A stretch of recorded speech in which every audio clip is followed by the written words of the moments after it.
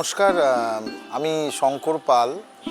2024 সালে young men's অ্যাসোসিয়েশনের এবছর হচ্ছে 75তম বর্ষ এবং আমি এই বছর এখানকার থিম কনসেপ্টে আছি।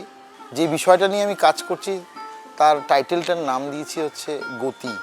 আমরা এখানে এবছর যে ডাক পরিষেবার যে যাপনটা আছে সেই যাপনটা এবছর দেখাতে চলেছি।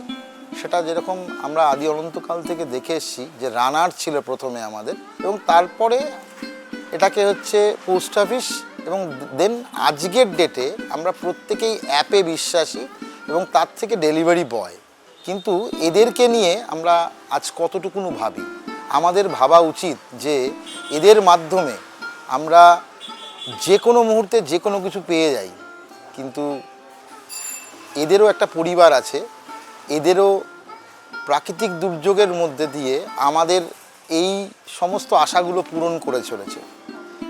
এই বছর যেই ভাবনা নিয়ে এগোচ্ছি, মানুষ অন্ততকে একটুখানি সচেতন হওয়া উচিত যে এরা আমাদেরকে যেভাবে পরিষেবা দিয়ে যাচ্ছে তাদের কথাও একটু